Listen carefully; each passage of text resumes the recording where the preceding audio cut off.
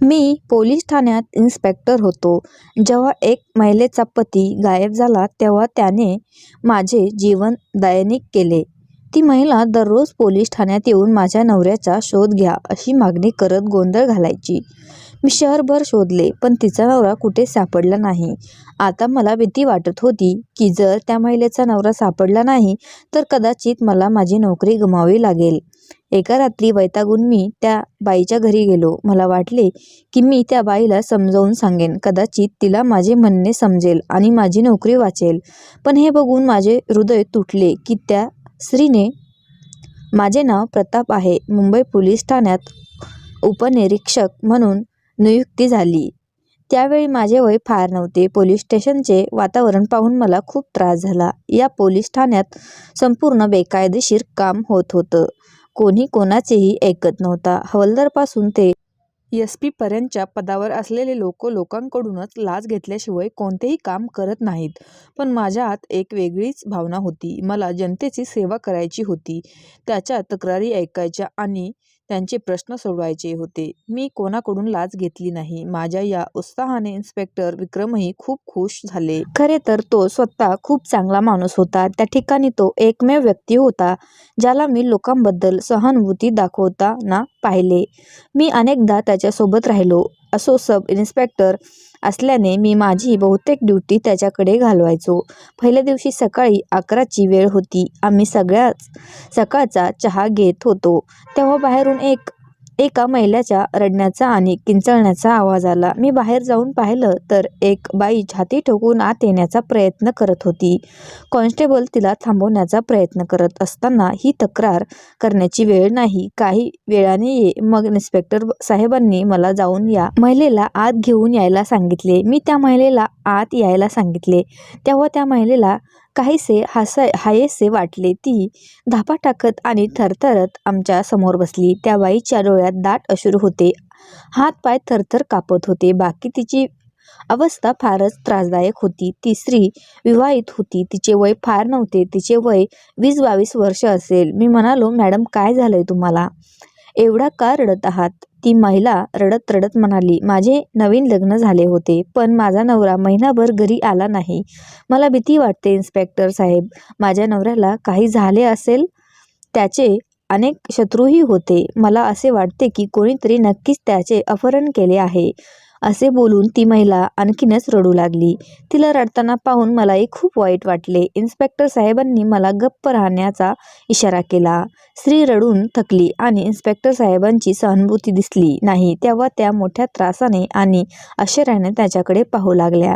Inspector साहेबांनी त्या महिलेकडे डोक्यापासून पायापर्यंत पाहिले आणि म्हणाले, ठीक आहे मॅडम, आम्ही तुमची तक्रार नोंदवू आणि मग आमची चौकशी पूर्ण करून तुम्हाला पोलीस स्टेशनला बोलवू.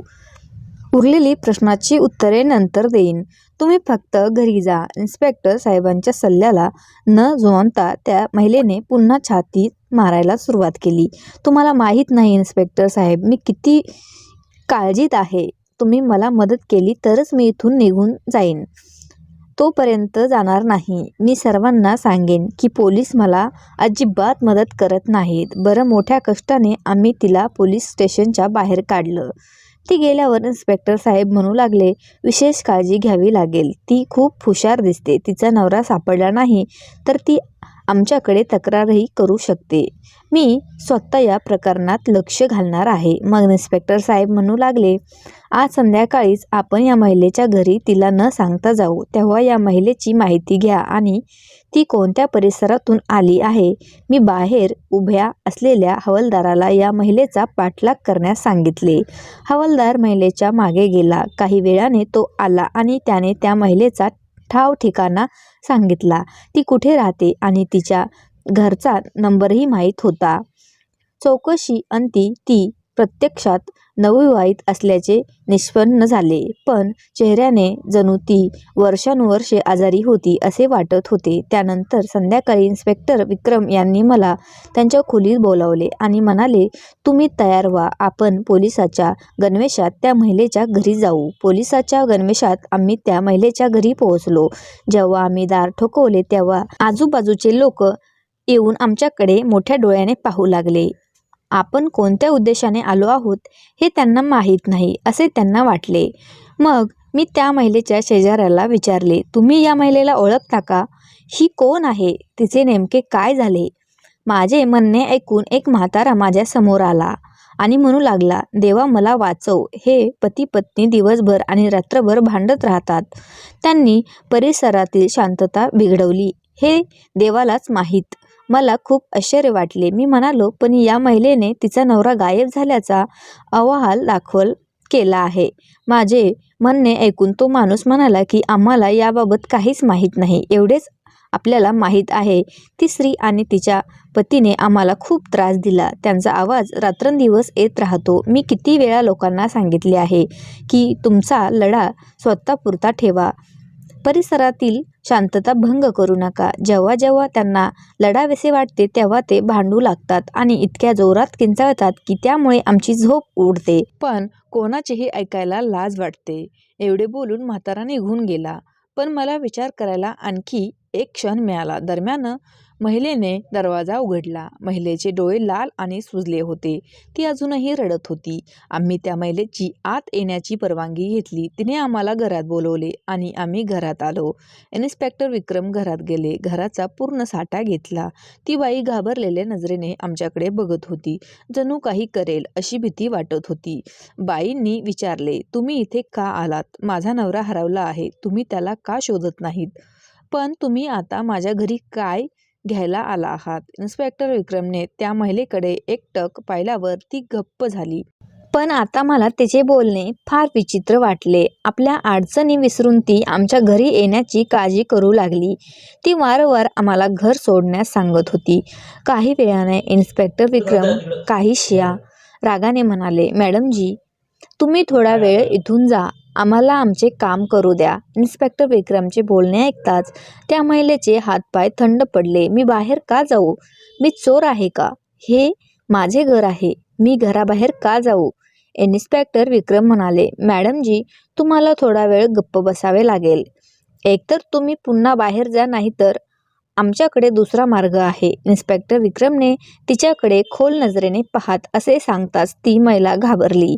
नाही इन्स्पेक्टर साहेब, मी जाणार नाही. घरात 100 समस्या आहेत. मी माझे संपूर्ण घर तुमच्यासाठी कसे सोडू शकते? ठीक आहे इन्स्पेक्टर, विक्रम म्हणाला आणि माझ्यासोबत घराबाहेर पडला. मी म्हणालो, इन्स्पेक्टर साहेब, तुम्ही काय केले? तुम्ही त्या महिलेशी सहमत होता का? घराची झडती घेतली असती तर बरे झाले असते. शेवटी ती बाई आम्हाला घरी एकटे सोडायला का घाबरत होती? तो म्हणाला, तुला समजलं नाही. मी त्या बाईचा प्रयत्न करत होतो. आपल्याला काही सत्य कळत नसल्याची काळजी तिला आहे हे तिच्या वागण्यावरून स्पष्ट होत होतं. जर तिला हा त्रास झाला असता तर ती आपल्या पतीच्या स्मरणाने तळमळत राहिली असती. समस्येत माणूस इतक्या गोष्टीचा विचार करत नाही की घर उघडे पाहून पडून राहिल्यास किंवा घर कोणाच्या हाती दिले तर काय नुकसान सहन करावे लागेल. आता तुम्ही धीर धरा आणि बघा मी त्या बाईचे काय करतो. इन्स्पेक्टर साहेब म्हणाले, बरं. पुढचे 2 दिवस शांततेत गेले. त्या महिलेनेही आपल्या पतीची चौकशी केली नसता आपले सत्य समोर येईल या विचाराने गप्प बसली असावी. त्यामुळे तिने पुन्हा आमच्याशी संपर्क साधला नाही. पण ती बाई इन्स्पेक्टर साहेबांच्या नजरेत आली होती. एक दिवस भल्या पहाटे इन्स्पेक्टर साहेब म्हणू लागले की तुम्ही कपडे बदला. आम्ही त्या वेशात त्या महिलेच्या घरी जाऊ, बघूया काय म्हणते ती. मी म्हणालो, ठीक आहे. मी माझा गणवेश काढला आणि पॅन्ट आणि शर्ट घालून आलो. इन्स्पेक्टर विक्रमने गणवेश काढून पॅन्ट शर्ट घातलेला होता. आम्ही दोघेही या महिलेच्या घराच्या गल्लीत पोहोचलो होतो. तिथे गेल्यावर मला दिसले की लोक अजून जागी झाले नाहीत.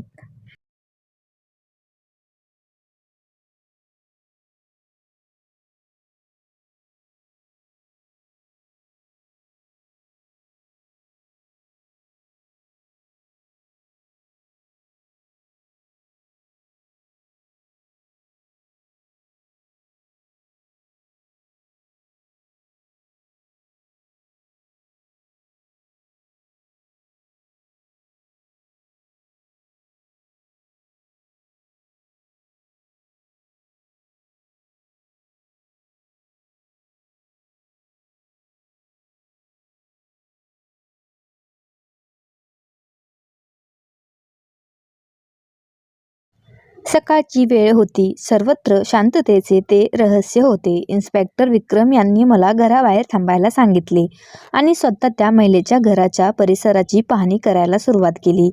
तो काहीतरी शोधत असल्याचे मला दिसले, पण मला काहीच समजले नाही.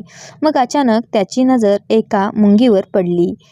त्या मुंगीला पाहून इन्स्पेक्टर साहेब थक्क झाले आणि म्हणाले, "जा आणि लेडीज पोलीस आणि काही पोलिसांना पोलीस ठाण्यातून घेऊन या.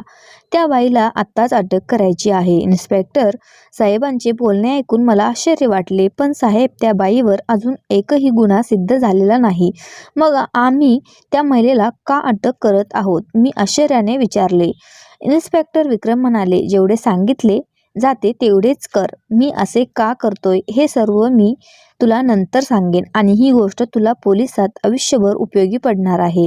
इन्स्पेक्टर साहेबांनी मला निघायला सांगितले. मी पटकन पोलीस स्टेशन गाठले. पोलिसांनी जीप मागवली आणि काही पोलीस आणि काही महिला पोलीस त्यांच्यासोबत जमवले आणि पुन्हा त्याच रस्त्यावर गेले. पोलिसाची गाडी पाहून सर्वजण आपापल्या घरातून बाहेर आले आणि महिलेच्या घराबाहेर जमू लागले.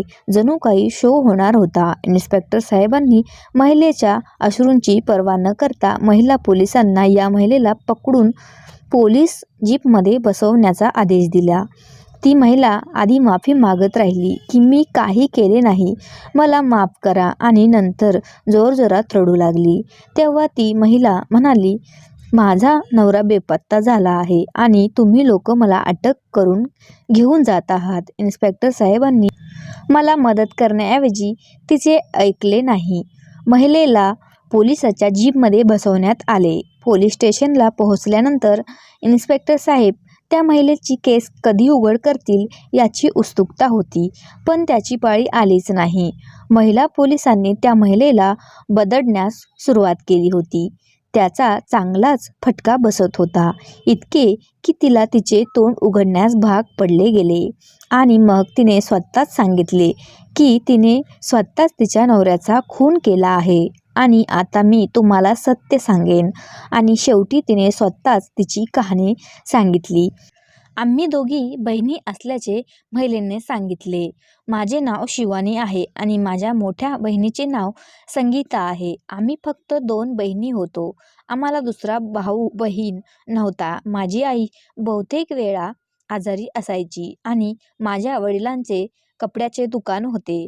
पप्पा बहुतेक कपड्यांच्या दुकानात बसायचे. आम्ही दोघी बहिणीचे एकमेकांवर खूप प्रेम होते. संगीता दीदीने माझी खूप काळजी घेतली. मी पण माझ्या बहिणीशिवाय राहू शकत नव्हते. संगीता दीदीचे लग्न अवघ्या 3 वर्षापूर्वी झाले होते. त्या दिवसात संगीता दीदी 18 वर्षाची होती जेव्हा ती नववधू बनली आणि घर सोडलं. त्यामुळे ती गेल्यानंतर मला घरात एकटेपणा वाटू लागला. माझी आई बऱ्याचदा आजारी असायची आणि ती घरीच राहायची आणि माझे वडील दुकानात असायचे. इतर बहीण किंवा भाऊ नव्हते आणि मला एकटेच भीती वाटायची. मी माझ्या बहिणीला फोन करून आमच्या घरी यायला सांगायचे, पण तिचं स्वतःचं घरही होतं. ती आमच्यासोबत किती दिवस राहणार? आठवड्यातून 1-2दा एकटेपणा यायचाच आणि तो मला डंख लागला होता आणि एकटेपणामुळे मी आजारही पडू लागले होते. एक दिवस संगीता दीदी आमच्या घरी आली आणि म्हणाली, "माझ्यासोबत माझ्या घरी चल. काही दिवस माझ्यासोबत राहशील तर तुझी तब्येतही सुधारेल, तुझे आरोग्य सुधारेल आणि तुझे हृदय देखील शांत होईल." संगीता दीदीने जे सांगितले ते मला योग्य वाटले. मी तिच्यासोबत तिच्या घरी गेले. मला तिचे घर आवडले. ती आणि तिचा पती विजय एकटेच राहत होते. घरात कोणत्याही प्रकारचा आवाज नव्हता.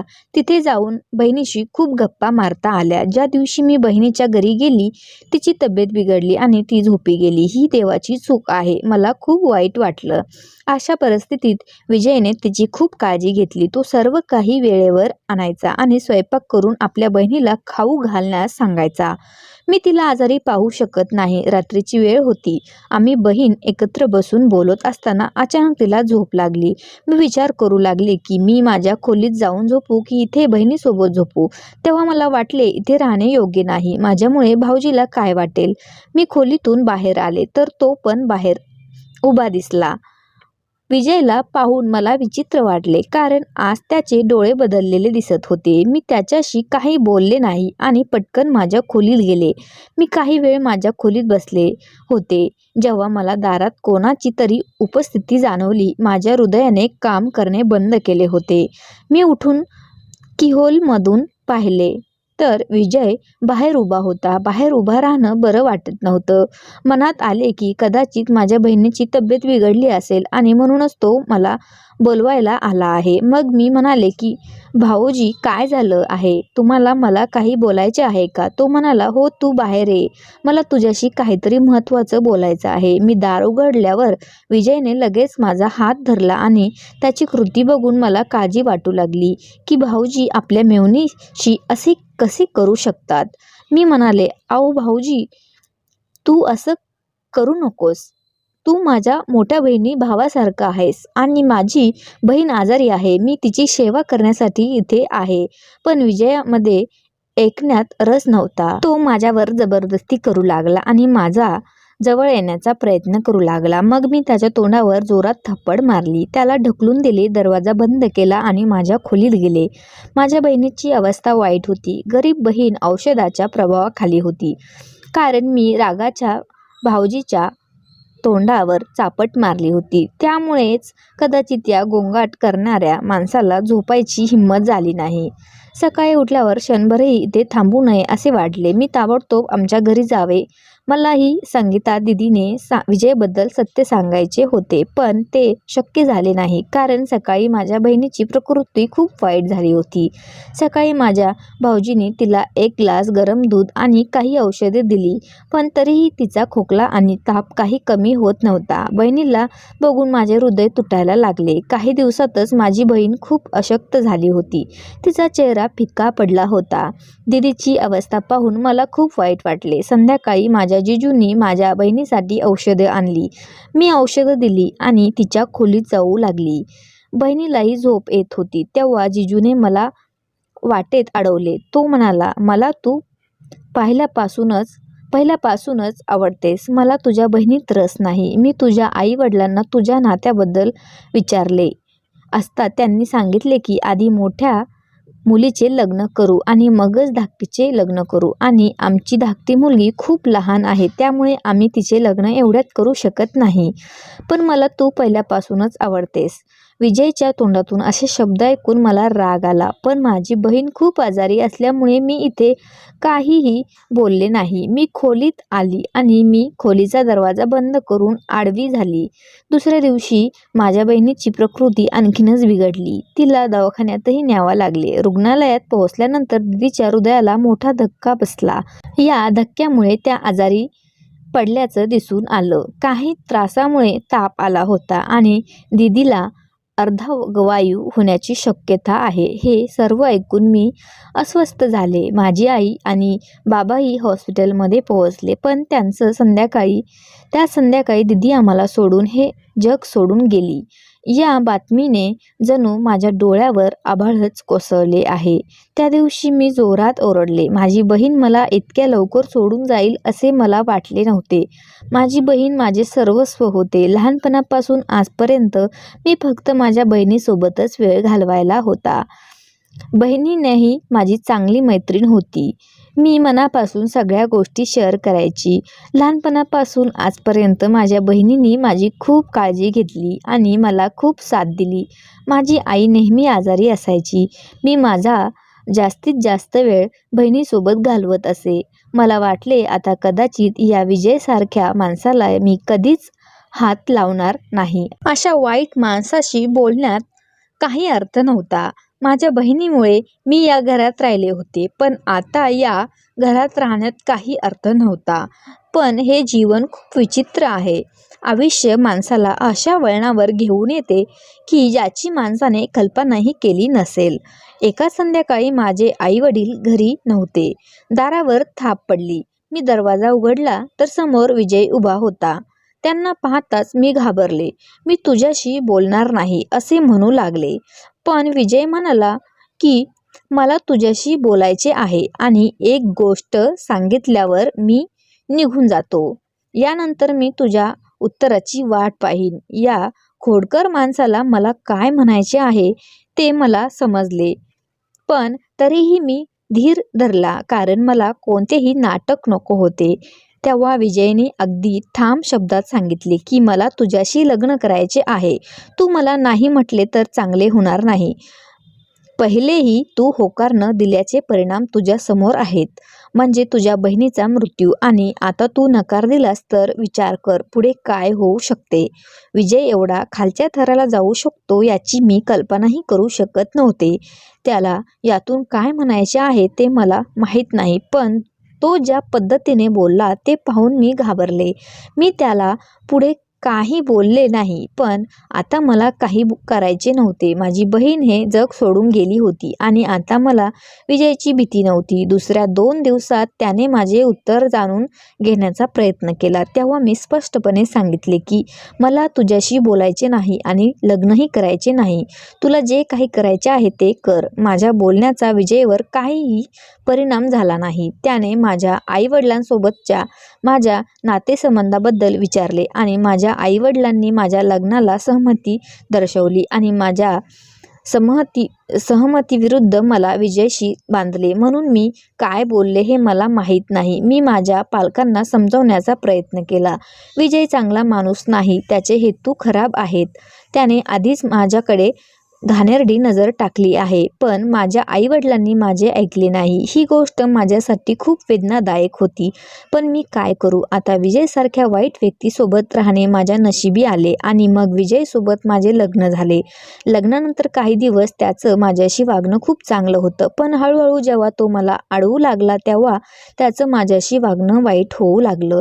लग्नानंतर काही महिन्यांनी त्याने माझ्या आईवडिलांना धमकावले. मला समजले धमकावून माझ्याशी लग्न केले होते. आता विजयचे माझ्याशी वागणे खूप वाईट होत होते. तो मला सतत टोमणे मारायचा आणि माझ्यावर संशयही घ्यायचा. तो मानसिक रोगा झाला होता. मग मी एक दिवस त्याच्यापासून सुटका करण्याचा प्रयत्न केला आणि मला पण समजले की तो विजय होता ज्याने माझ्या बहिणीचा जीव घेतला होता आणि त्याने स्वतःच्या तोंडून हे सांगितले होते.